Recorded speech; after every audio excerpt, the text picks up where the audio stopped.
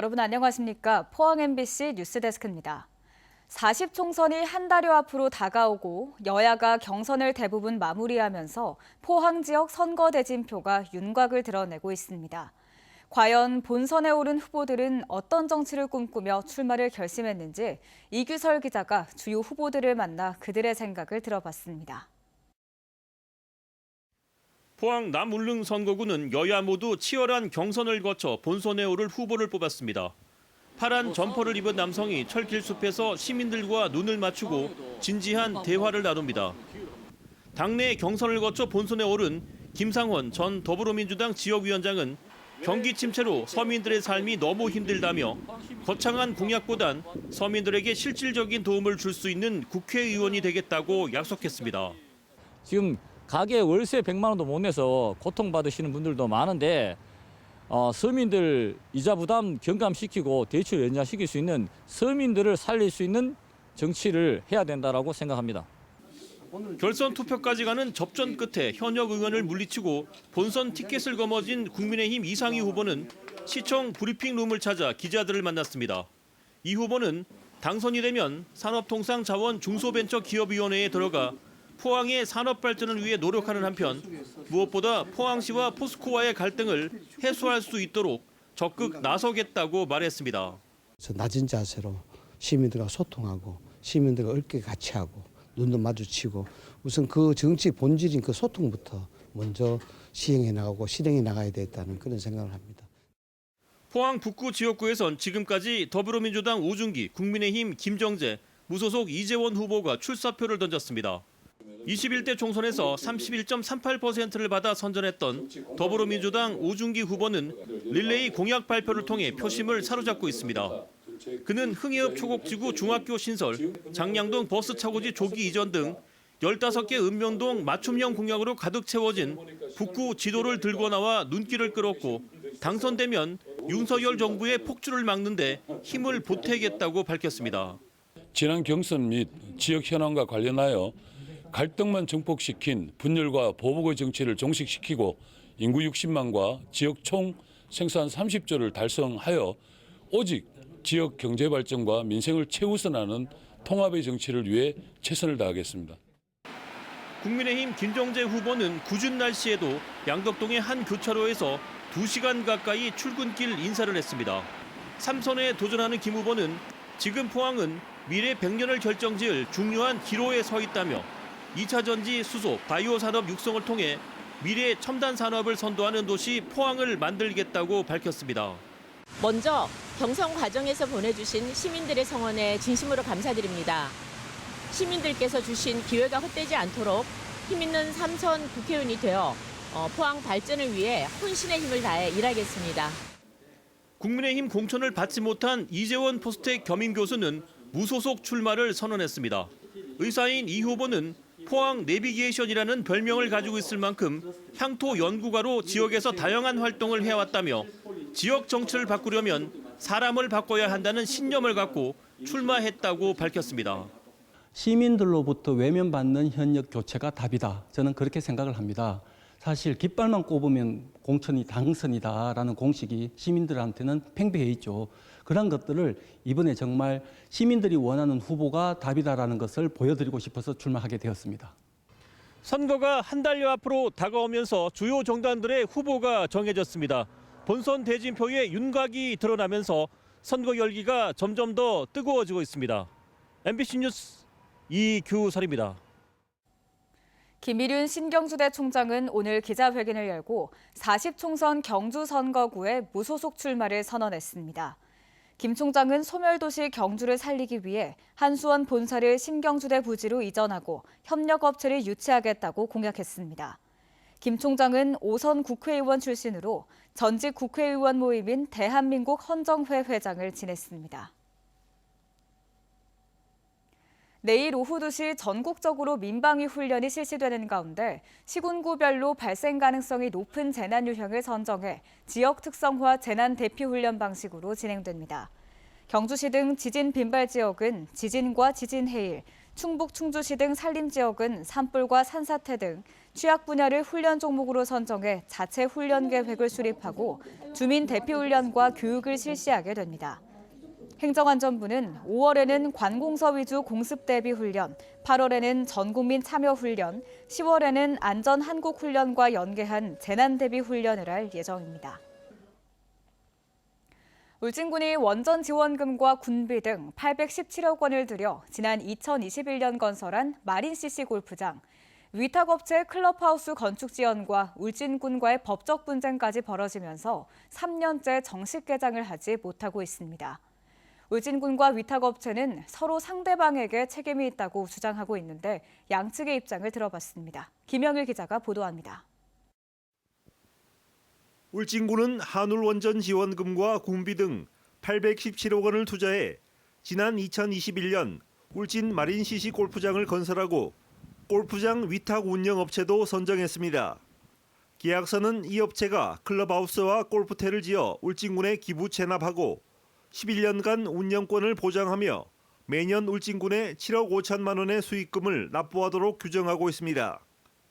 하지만 울진군은 이 위탁 운영업체가 클럽하우스와 골프텔 준공 약속을 수차례 어겨 정식 개장이 지연되는 피해가 발생했다며 지난해 2월 위수탁 계약 해지를 통보했습니다.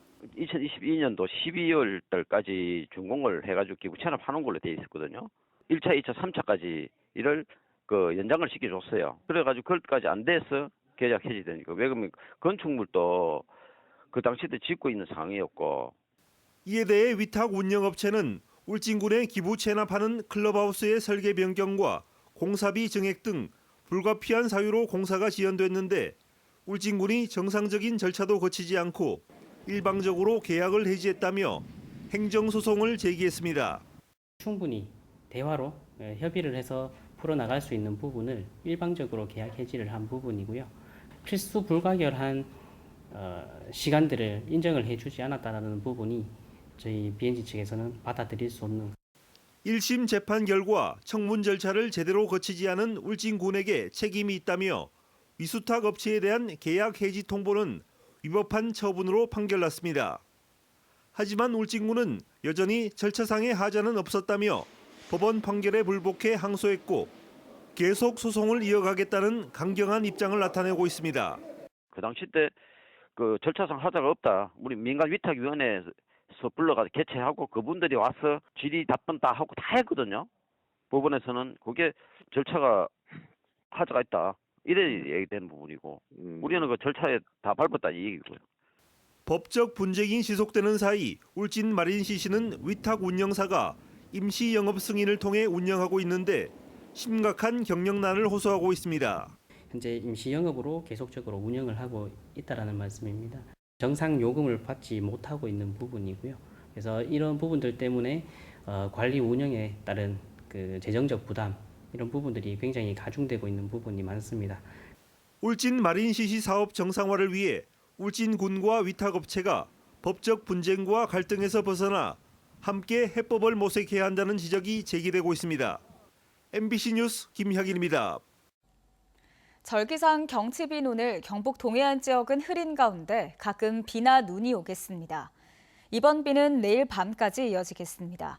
예상 강우량은 최대 30mm이며 경북 북동 산지에는 1에서 5cm의 눈이 내리겠습니다. 포항과 경주, 울릉도, 독도에는 강풍 예비특보가, 동해 남부 해상에는 풍랑 예비특보가 내려져 있습니다. 포항해양경찰서는 오늘 오후부터 7일 오전까지 연안해역 안전사고 위험예보제 주의보 단계를 발령했습니다. 기상예보에 따르면 저기압의 영향으로 경북 남부 앞바다에 초속 8에서 16m의 강한 바람이 불고 1.5에서 3.5m의 높은 물결이 일고 있습니다. 이에 따라 포항해경은 항포구에 정박 중인 선박의 밧줄을 보강해 피해를 예방하고 갯바위나 방파제 출입, 낚시 등 레저 활동 자제를 당부했습니다. 본격적인 영농철을 앞두고 논밭두렁 태우기와 영농 부산물 소각에 대한 우려가 커지고 있습니다. 대형 산불로 이어질 수 있는 위험이 크기 때문인데요. 올해는 지자체마다 현장 파쇄 지원단이 농가를 찾아가서 안전하게 처리해준다고 합니다. 김건엽 기자가 전해드립니다.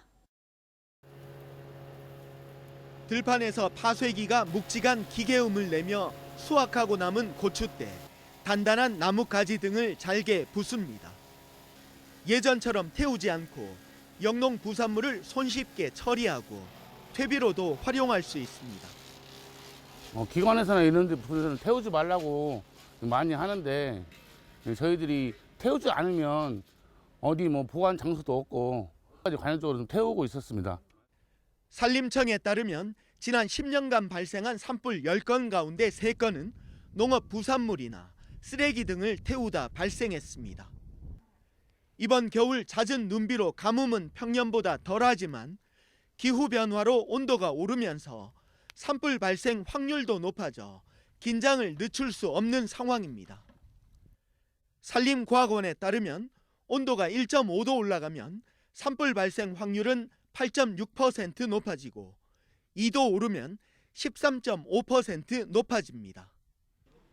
산림청과 농촌진흥청을 비롯한 중앙부처와 지자체, 농협 등이 함께 찾아가는 마을 순회 영농 부산물 파쇄 지원단을 발족하고 본격적인 활동에 들어갔습니다.